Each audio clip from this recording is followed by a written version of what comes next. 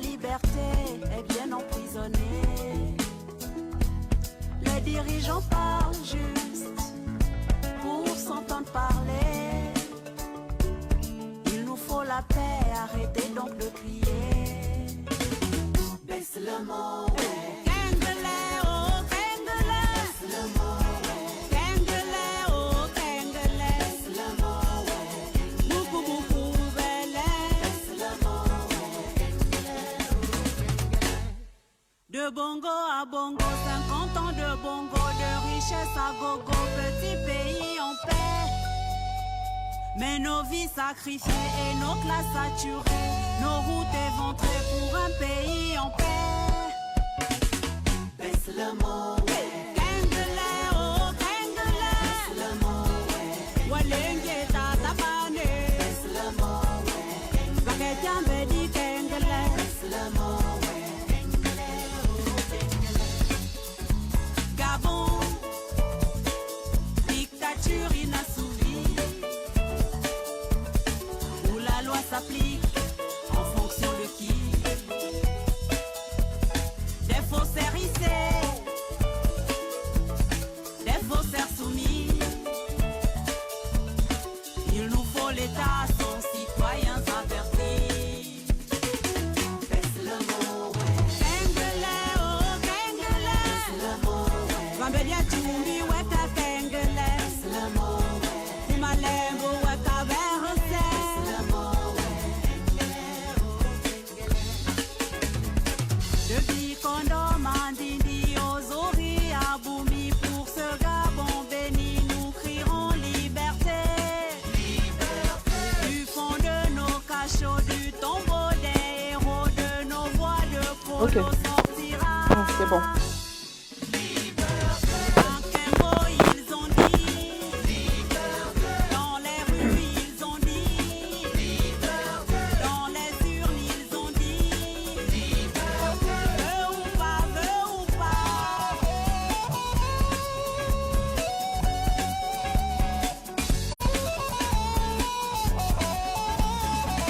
Bikondo, Mandindi. Ozori, Aboumi.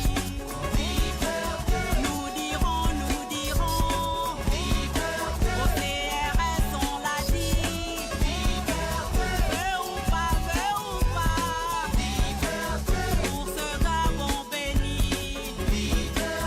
Sortira. Tu regardes ici. Attention, regarde ici. Bonjour à tous et merci à vous d'être connectés. Merci à ceux qui sont déjà là.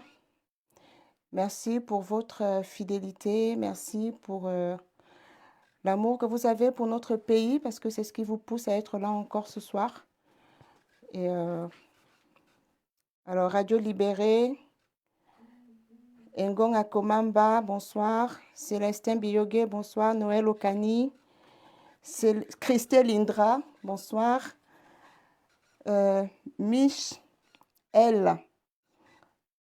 Michel, bon, bonsoir Michel. Bonsoir Yolande Daban. Jules Bertrand, bonsoir. Joël Clémentine. Edgar Ndong. Sylvain Mathieu. Prince. Mamie Okassi. Bonjour à tous. Edgar Ndong. Yanapa Mwele. Zueze Oyane. Julie Zéoyane. Voilà, Clarisse. Vénusia. Réane Guéma. Bonsoir à tous. Un connecté, un partage.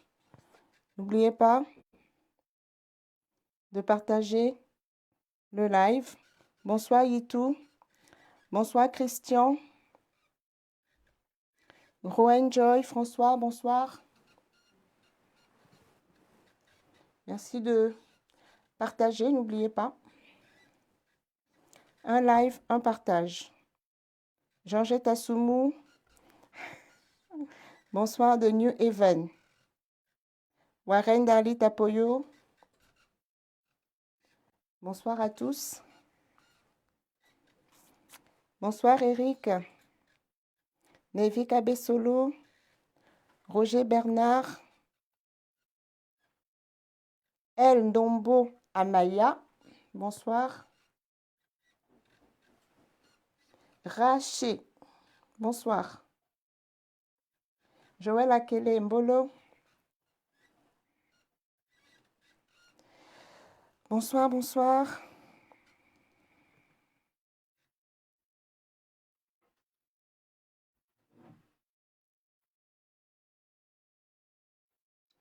Pamela Sonia Ovono, bonsoir.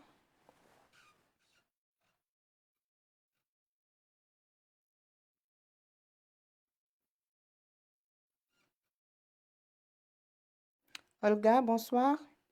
Esther Itanda, Naye Satop, bonsoir. Yann MKG, Narcisse, Ndoumé, Chanel, Esther Itanda. Bonsoir Bob le Pafou. Bonsoir Sylvie, bonsoir Jonas. On se connecte, on partage. Un connecté, un partage. Coucou Anaïs depuis Berlin. Contente de te voir ce soir. Bonsoir.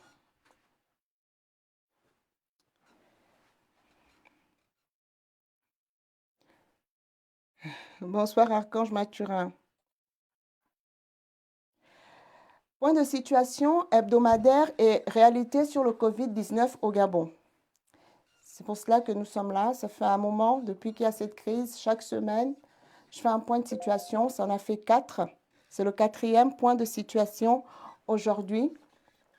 Nous sommes le 15 mai 2020 et cela fait 4 mois et 3 jours que bébé Rinaldi Abaga a été enlevé à ses parents et porté disparu. Nous ne l'oublions pas et exigeons son retour à la maison auprès des siens. Aussi, une pensée particulière au professeur Paulin Bitouga qui nous a quittés et à tous nos compatriotes qui ont perdu la vie dans le cadre de cette crise sanitaire. Au regard des chiffres officiels, le contexte sanitaire est de plus en plus préoccupant au Gabon. L'évolution quotidienne et les prévisions des mois et des semaines à venir ne nous rassurent pas, bien au contraire. Notre pays subit l'inaction de ceux qui sont à sa tête et plus grave, du fait de l'inconséquence de ces derniers, un préavis de grève dont l'échéance est fixée au 20 mai prochain, c'est-à-dire dans 5 jours, a été déposé par le personnel soignant. En pleine crise sanitaire, nos médecins, nos infirmiers, nos aides-soignants et toutes les équipes de nos laboratoires sont totalement désemparés parce que dépourvus de matériel et d'équipement. Leurs salaires sont misérables et le paiement de leurs primes de garde accuse un retard de plus de 2 mois. Ils n'ont pas droit à la considération du pouvoir actuel qui, dans une visite dans les hôpitaux dont le seul objectif était d'entretenir l'illusion, a prouvé au monde son égocentrisme et son irresponsabilité. Nous avons tous vu ces images qui montraient les membres de l'exécutif vêtus des équipements de protection adéquats face au personnel soignant protégé au strict minimum. Dans un contexte de crise sanitaire, la riposte commence par une évaluation réaliste de la situation, des risques et de nos capacités à y faire face. À ce jour, la planification des besoins, leur mise à disposition et la coordination de l'action publique sont plus que défaillants. La réponse qui est faite au personnel soignant et aux populations face au Covid-19 par le pouvoir est la suivante. Je cite, « Dans le souci d'alléger les procédures, le gouvernement a sollicité et obtenu du Parlement l'adoption d'une loi fixant les mesures de prévention, de lutte et de riposte contre les catastrophes sanitaires. En conséquence, le ministre d'État, ministre de l'Intérieur, rappelle aux uns et aux autres que le couvre-feu de 18h à 6h du matin reste de mise. La circulation interurbaine reste interdite sauf autorisation spéciale. Les rassemblements de plus de 10 personnes demeurent interdits. Les frontières terrestres, aériennes et maritimes restent fermées, sauf pour le cas de rapatriement de nos compatriotes, du transport des produits alimentaires, pétroliers, gaziers et le fret. Les débits de boissons et autres commerces demeurent fermés. Les motels, salles de spectacle, salles de jeux et musées demeurent fermés. Les bars, dancing, boîtes de nuit et lieux de culte restent fermés. Les manifestations politiques, sportives, culturelles, religieuses, syndicales et les conférences nationales et internationales demeurent non autorisées. Les sports collectifs ou de masse non autorisés. L'observation de la distanciation sociale, du port obligatoire du masque et des autres mesures barrières reste de mise. Fin de citation. Ici, les maîtres mots sont interdits, sauf autorisation spéciale, non autorisés, restent fermés, demeurent fermés, restent de mise et obligatoires. Encore une fois, pour la mise en œuvre des dispositions,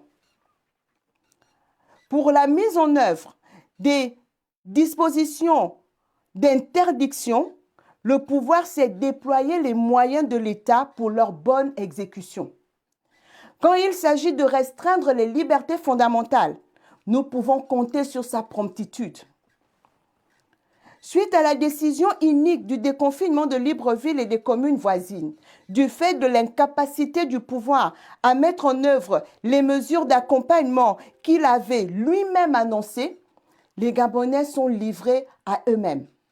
Aujourd'hui, l'action publique se limite au communiqué laconique du COPIL, à la communication intimidante du pouvoir et aux dispositifs sécuritaires déployés partout dans Libreville et ses environs. Nous sommes en guerre sanitaire, mais la riposte que propose le pouvoir pour protéger les Gabonais est sécuritaire. Nous ne nous faisons donc aucune illusion sur l'impuissance de ce pouvoir et sur son appétence sécuritaire. Sur la loi sur les catastrophes sanitaires éclaire les Gabonais sur la seule ambition de restriction des libertés fondamentales portée par ce pouvoir. Pour renforcer la riposte face au Covid-19 et garantir la santé des Gabonais et leur bien-être, les nouvelles dispositions prises par le pouvoir dans le cadre de la pseudo-loi sur les catastrophes sanitaires sont les suivantes. Je cite, « Le gouvernement est autorisé à prendre pour des besoins de santé publique des mesures de nature à prévenir, lutter et riposter contre la catastrophe sanitaire en cause. Les dites mesures sont prescrites afin de faire disparaître de manière durable la catastrophe sanitaire, y compris en dehors de tout état d'urgence. Imposer la fermeture temporaire ou l'ouverture selon des horaires aménagés de certains établissements accueillant le public. Imposer des mesures de distanciation sociale dans les espaces publics, les entreprises, les transports publics et privés, les établissements accueillant le public. Limiter ou interdire les rassemblements sur la voie publique ainsi que les réunions de toute nature. Imposer le dépistage périodique des personnes considérées comme des vecteurs principaux de la catastrophe sanitaire, notamment du fait de leur activité professionnelle ou des modalités d'exercice de la dite activité. Imposer le port ou l'utilisation de tout dispositif ayant vocation à limiter ou à prévenir la propagation du risque sanitaire. Autoriser les entreprises à déroger au droit commun du travail, en vue d'aménager les horaires et conditions de travail afin d'assurer la sécurité de leurs salariés et prévenir ou limiter la propagation de la crise sanitaire par le recours notamment au télétravail, à la rotation, au chômage partiel, à l'anticipation des congés principaux et supplémentaires.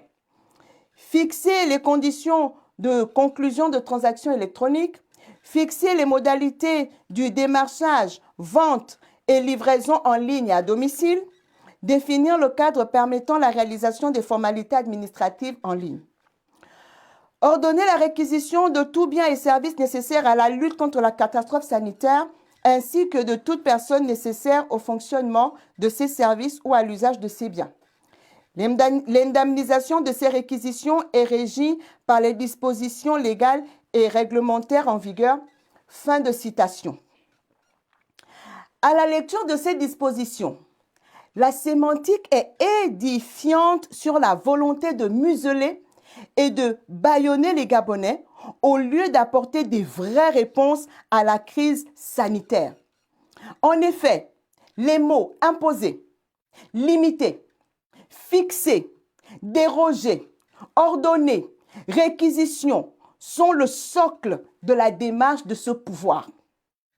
Nous avons là une loi censée porter sur la prévention des crises sanitaires, mais dont le contenu est exclusivement sécuritaire.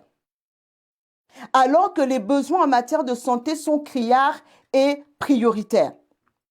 D'ailleurs, cette loi a été portée nuitamment en plein week-end devant le Parlement par le ministre de l'Intérieur de ce régime.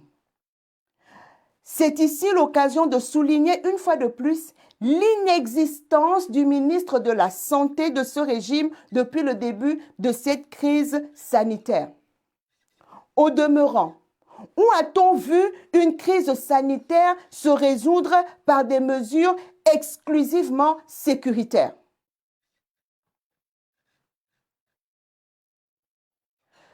Concernant le cadre légal, il y a assurément un vide. La loi sur l'état d'urgence n'est plus en vigueur depuis le 13 mai dernier et le décret d'application de la pseudo-loi sur les catastrophes sanitaires n'apparaît pas au journal officiel.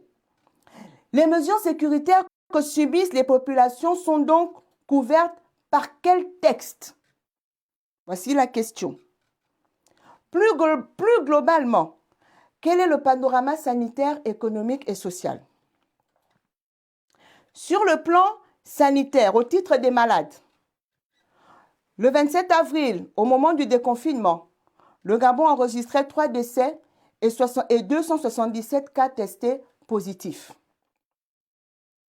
Au 15 mai, 18 jours après, on enregistre 10 décès et 1104 cas testés positifs.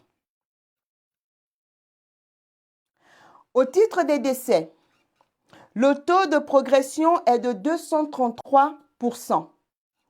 Concernant les cas testés positifs, on enregistre une augmentation de 827 nouveaux cas pour une évolution de 298,55%. En dépit du faible nombre de tests réalisés et avec une croissance quotidienne de l'ordre de 6,7% en moyenne, le Gabon serait aujourd'hui l'un des pays au monde où le taux du nombre de cas testés progresse le plus rapidement. Sous réserve de la qualité et de la fiabilité des tests de dépistage, le nombre total des personnes testées est de 6 617. Finalement, le COPIL, fort de son opacité, a levé le voile sur ce point à la suite de nos nombreuses interpellations. Dans tous les cas, nous sommes très loin du dépistage massif qui avait été annoncé par Bongo Ondimba Ali. Et à ce propos, Julien Corbecal a annoncé devant le Parlement que des équipements étaient arrivés pour la réalisation de 2000 tests par jour, soit 56 000 tests par mois. Au vu des capacités organisationnelles et opérationnelles de l'État gabonais, permettez-nous d'en douter. Cela ressemble davantage à une énième fumisterie. Le nombre de cas testés positifs par jour par sexe et par âge est toujours inconnu. Mais nous pouvons noter une augmentation exponentielle du nombre de nouveaux cas par jour. Le nombre de personnes confinées ou hospitalisées est toujours inconnu. Le nombre de patients sous traitement est toujours inconnu et les conditions de prise en charge particulièrement inhumaines ont entraîné le décès du professeur Paulin Bitouga, la fuite de plusieurs patients et l'appel à l'aide de ceux qui sont internés. Suite à nos demandes incessantes, à la faveur des précédents points de situation, le COPIL a donné quelques indications sur le nombre de personnes confinées dans quelques localités à l'intérieur du pays. En l'occurrence, l'irresponsabilité du pouvoir a contribué à la propagation de l'épidémie dans la province du Haut-Ogooué à la faveur du foyer de propagation autorisé lors des obsèques d'Alexis Ndouna. Le nombre de cas en réanimation, nos capacités et la cartographie en la matière restent toujours inconnus. À ce jour, le COPIL avance des chiffres de malades guéris sans qu'aucune précision sur le protocole de soins appliqué aux patients soit communiquée. Ils ont dit qu'ils utilisaient le protocole du professeur Raoult, mais nous savons qu'aux dernières nouvelles, Sanofi a refusé de leur vendre la chloroquine. Où se sont-ils alors procuré la chloroquine, l'azithromycine et tous les autres médicaments qui rentrent dans ce protocole? La question reste sans réponse. Dans un courrier adressé aux responsables des hôpitaux et des centres de soins, la CNAMGS décline toute responsabilité dans la prise en charge des personnes atteintes de Covid-19. Elle les renvoie auprès du ministère de la Santé, qui est dépourvu et tenu loin de la gestion de cette crise. La mise à disposition et la destination des fameux 2 milliards 100 millions promis par Bongo Ndimba Ali sont couvertes par une opacité qui renseigne suffisamment sur leur inexistence. Concernant les hospitalisations, le COPIL nous communique un chiffre, donc les patients hospitalisés sont de 158, mais il ne communique ni sur le flux des entrants, ni sur le flux des sortants. Quelle est la réglementation pour les inhumations et qui les prend en charge? Nous avons tous assisté à la différence de traitement réservée à 2 compatriotes décédés du Covid-19, à savoir le docteur Tanguy de Dieu Tchonchou et Alexis Ndouna. Le premier enterré une première fois avec humiliation, avant d'être exhumé suite à la mobilisation de l'opinion, puis enterré enfin dignement. Le deuxième, enterré avec les diligences du pouvoir et sous autorisation spéciale. Au titre des équipements et du matériel, quelle est la disponibilité, la cartographie et quels sont les besoins en appareils respiratoires et d'intubation? À ce jour, le ministère de la Santé et le COPIL gardent un mutisme déconcertant sur le sujet. Ils ont promis une centaine de respirateurs qui ne sont visibles nulle part, pas même dans leurs images de propagande montées pour les besoins de la cause. Quels matériels de protection disponibles sont alloués au personnel soignant, notamment les blouses, les surblouses, les charlottes, les gants, les gels hydroalcooliques et les masques? Cette interrogation semble fortement gêner le COPIL et le ministère de la Santé qui restent muets sur le sujet. En ce qui concerne le déploiement sanitaire, dans le cadre du dépistage massif, ni les 60 centres de dépistage annoncés le 3 avril dernier, ni le calendrier opérationnel de ceux-ci, ni les modalités de dépistage ne sont connues à ce jour aussi bien à Libreville qu'à l'intérieur du pays. Au moment où il y a des fortes suspicions sur la qualité du matériel et des équipements sanitaires partout dans le monde, la traçabilité et la fiabilité des tests de dépistage utilisés doit absolument être vérifiée. Les modalités de réalisation des dépistages sont toujours inconnues. Personne ne sait si cela est fait selon l'apparition des symptômes, sur la base du volontariat, ou par rapprochement avec les cas testés positifs, ou par la combinaison de l'ensemble de ces procédés. Concernant le nombre des personnels de santé mobilisés, aucune information n'est communiquée à ce jour. S'agissant de la faisabilité et de l'effectivité des mesures d'accompagnement social, au moment de l'annonce du déconfinement, le pouvoir avait pris l'engagement de maintenir l'ensemble des mesures sociales au profit des Gabonais économiquement faibles. Le déploiement, bien que chaotique, de la fumeuse banque alimentaire et les appels aux dons semblent s'être arrêtés. Si la fumeuse banque alimentaire est toujours en activité, nous voudrions savoir quelles sont les quantités de vivres disponibles. Pour combien de bénéficiaires cette fois? Quels sont les critères d'éligibilité pour en bénéficier?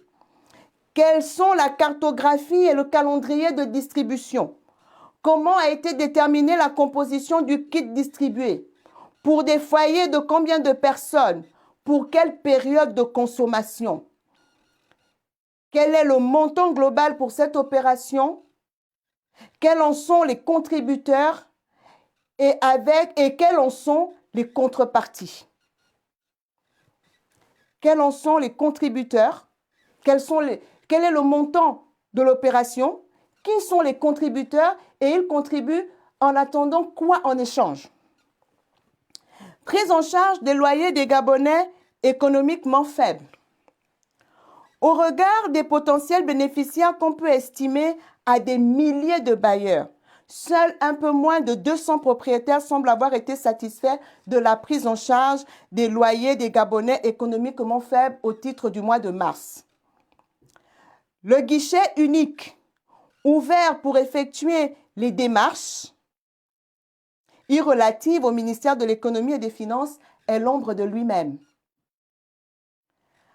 En matière d'éducation, on constate malheureusement que les mesures annoncées pour assurer la continuité pédagogique ne sont toujours pas effectives et qu'aucun calendrier n'est communiqué pour ce qui est de la reprise des cours. Sur ce sujet, l'année blanche semble être l'option préférentielle du pouvoir au regard de son aversion pour l'école, aversion qui se traduit par l'absence de cette question lors des différentes sorties de Julien Corbecal.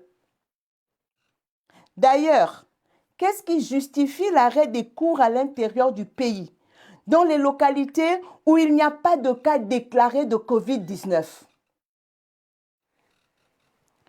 Concernant les réalités et l'incohérence du déconfinement, on a tous vu des images de longues queues devant les banques, devant les magasins alimentaires, soit pour y faire des courses, soit pour recevoir le fameux bon alimentaire ou pour se faire enregistrer au guichet du ministère de l'Économie sans respect des règles de distanciation sociale et sans port de masque. Tout ce qui favorise la propagation du virus. On a annoncé le port obligatoire des masques, mais aucune distribution de ces derniers au profit des populations n'a été assurée par ce gouvernement. Les Gabonais sont totalement livrés à eux-mêmes. Au titre de l'engagement de l'État et des contributions financières, sans revenir sur ce que nous avons dit sur les points de situation précédents, on constate que dans ce contexte économique particulièrement difficile et très incertain, l'État, par son opacité et son incapacité, ne rassure pas les agents économiques. Les mesures annoncées ne se concrétisent pas dans les faits, comme l'a reconnu Julien Corbecal à l'Assemblée nationale. Les potentielles entreprises bénéficiaires ne se bousculant pas à solliciter les banques dans le cadre de ce dispositif qui est improbable.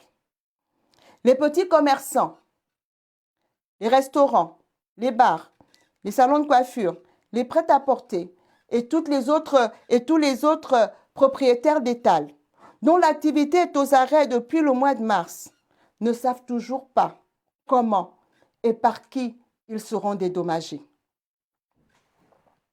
Le prêt que le Gabon a obtenu du Fonds monétaire international d'un montant de 82,2 milliards de francs CFA semble être alloué au paiement des créances du pays et notamment sa balance de paiement et ses crédits envers le FMI. Ces sommes n'arriveront peut-être même pas au Gabon. Il est important que l'opinion soit édifiée sur ce sujet. Le Gabon a reçu par ailleurs 90 millions de francs CFA de l'United Bank of Africa, UBA.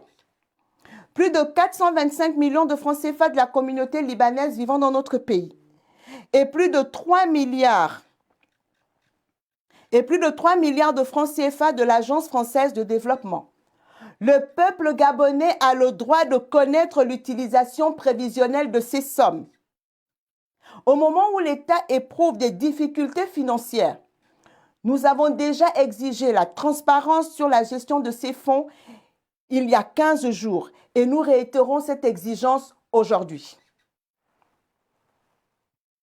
Chers compatriotes, ceux qui sont à la tête de notre pays n'y sont pas parce que nous l'avons souhaité. Bien au contraire. Leur objectif n'est pas de veiller à notre bien-être et à nos intérêts. Le Gabon est sans directive, sans boussole, sans cap. Ce pouvoir n'a ni la volonté de nous servir, ni celle de réussir et de nous protéger. Ces gens aiment les ressources du Gabon pour leur enrichissement personnel. Ils n'ont aucune considération pour son peuple. Nous avons donc l'impérieuse responsabilité de nous battre pour limiter notre pays.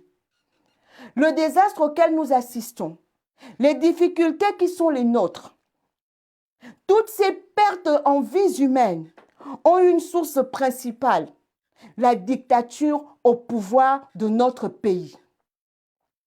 Oui, mes chers compatriotes, la solution à la déchéance de notre pays reste et demeure politique. C'est l'État qui protège le citoyen en cas de coup dur. C'est la collectivité qui prend le relais quand chacun de nous est face à ses limites.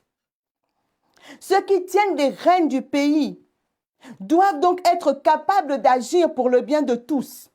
Au Gabon, c'est tout le contraire. Et cette crise nous prouve encore que même dans des situations aussi difficiles, ils sont définitivement incapables de la moindre empathie vis-à-vis de ce peuple. La libération est notre seule voie vers le progrès et le bien de tous. Le Gabon se construira, je le répète, dans l'unité et la concorde de tous ses fils.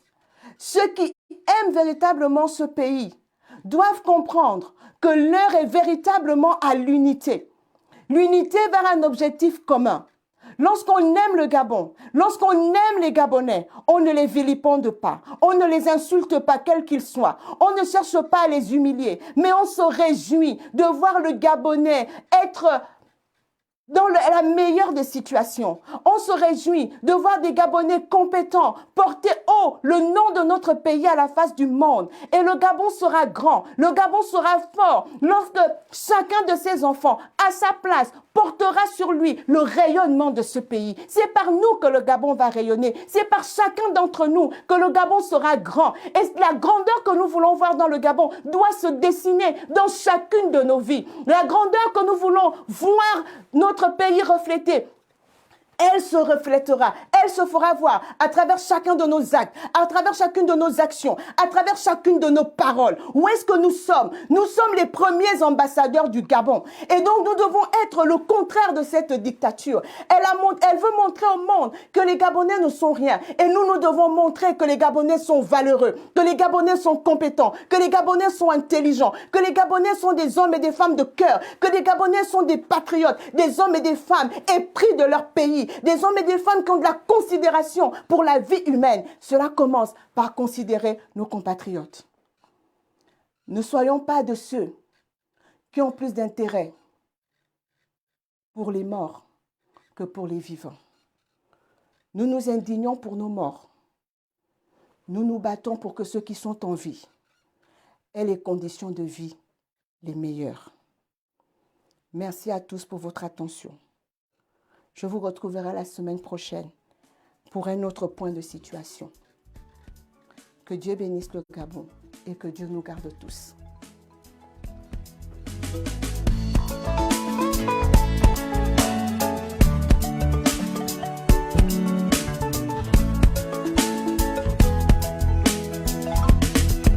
Gabon, dictature inavouée, où la liberté est bien emprisonnée.